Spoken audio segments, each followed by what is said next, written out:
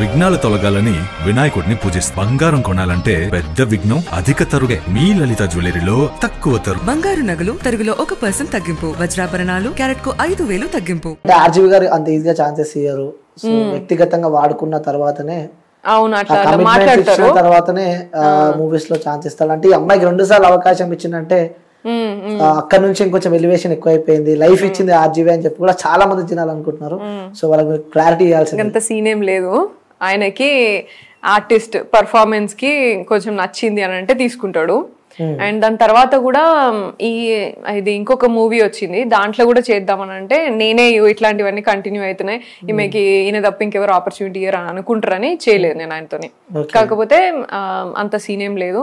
He's not that kind of a person. And మరి నా దగ్గర అయితే అటువంటి జరగలేదు.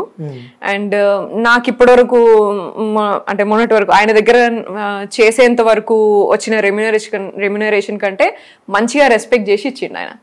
మిగతా వాళ్ళు ఇంకెట్లుంటుండే అంటే మామూలుగా పోతే చిన్న ఆర్టిస్ట్ లాగానో ఎట్లా చూసి ఎంతో కొంచెం ఇస్తాంలే అని అంటే ఎంత చెప్పండి అనేది మాట్లాడతాం కదా, అట్లా ఉండే. కానీ ఆయన కరెక్ట్ గా రెస్పెక్ట్ చేసి పే చేసిండు నాకు. సో ఆ విషయంలో కూడా మామూలుగా అట్లా అంత రెస్పెక్ట్ఫుల్ గా ఉన్నాడు. నన్ను ఇప్పటికీ కూడా పోతే అందరికి మదర్ తెరిసా వచ్చింది, లేకపోతే సోషల్ సర్వీస్ వచ్చింది ఇట్లా అని. ఒక ఇంటర్వ్యూలో కూడా మీ గురించి కొంచెం పాజిటివ్ చెప్పినట్టు చూస్తున్నాం. తన సోషల్ వర్క్ చూసి తనని తీసుకున్నాం అన్న వర్షం. అండ్ హీ థాట్ లైక్ నేను ఎమోషనల్ గా కనెక్ట్ అవుతాను, అందరితోని కనెక్ట్ అవుతాను, నన్ను చూడంగానే కనెక్ట్ అవుతారు అని నమ్మిండు ఆయన స్క్రీన్ మీద కూడా. అండ్ నాకు అది తెలుసు కదా, కొంచెం సోషల్ వర్క్ లో అంతా ఉన్నావు కదా, నువ్వు యాక్ట్ చేయగలుగుతావు అని కూడా నా మీద వదిలేసిండు ఆయన. చెప్పేటప్పుడు కూడా నాకు ఎటువంటి ఇన్స్ట్రక్షన్స్ ఇచ్చేది కాదు.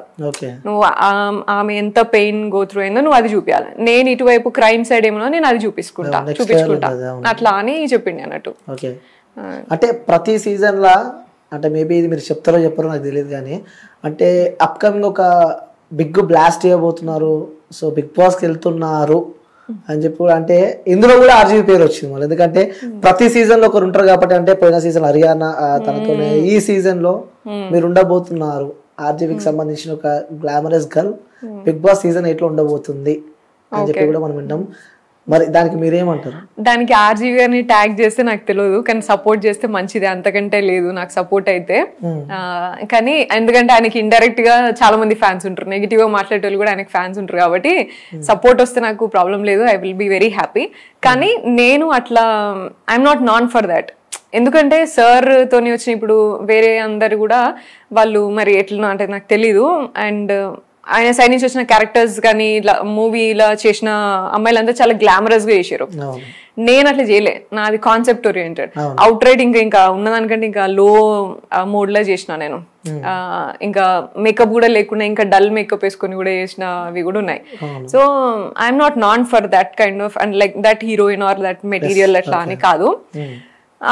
అండ్ నాకు ఆపర్చునిటీ వచ్చింది కూడా, అంటే వాళ్ళు ఎట్లా పిలిచిరో నాకు తెలియదు కానీ నాకు కాల్ వచ్చింది, బిగ్ బాస్ టీమ్ నుంచి కాల్ వచ్చింది, ఆడిషన్స్ ఇచ్చిన.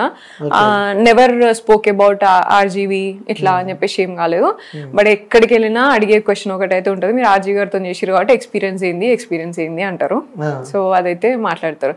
బట్ నేను ఆ ట్యాగ్ తోని నేను వచ్చిన అనుకోవట్లేదు. నేను సోషల్ వర్కర్ ఉన్నా, యాక్ట్రెస్ ఉన్నా, అండ్ యూనో బిజినెస్ కొంచెం అన్ని డిఫరెంట్ పర్సనాలిటీ అని అనిపించింది వాళ్ళకి.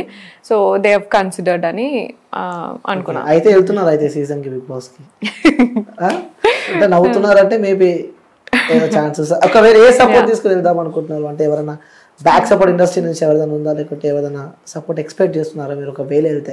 నాకు ఇప్పటివరకు అట్లా ఎవరు ఇట్లా ఇది గాడ్ ఫాదర్ లేకపోతే ఇట్లా సపోర్ట్ అట్లా లాగా లేదు. ఉంటే బాగుండని నాకు కూడా ఎప్పుడు అనిపిస్తుంది.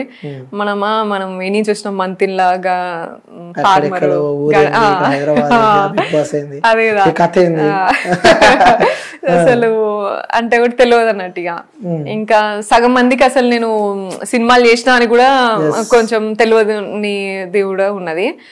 సో సపోర్ట్ అట్లా ఈ సపోర్ట్ ఆ సపోర్ట్ అని పెట్టుకొని పోయే పరిస్థితి లేదు. ఇంకా నేను అంత సీన్ లేదు నాకు. నేను ఇంకా కూడా నా సెల్ఫ్ స్ట్రెంగ్త్ ఉన్న చుట్టుపక్కల ఉన్న ఎవరైతే టీం బిల్డ్ చేసుకున్నానో వాళ్ళ సపోర్ట్ తోనే ముందుకెళ్తున్నా అడుగు కూడా.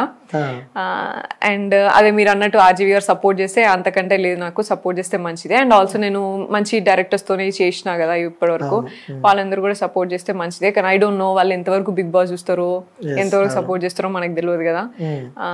సో యాక్సెప్ట్ చేస్తారని అనుకుంటున్నా, ఎందుకంటే లైక్ నేను ఇప్పటి వరకు మూవీస్ చేసిన దాంట్లో నన్ను అందరు కూడా మంచి చేసినావు అని మాత్రం అన్నారు. ఇప్పుడు ఎట్లుంటుందో మరి.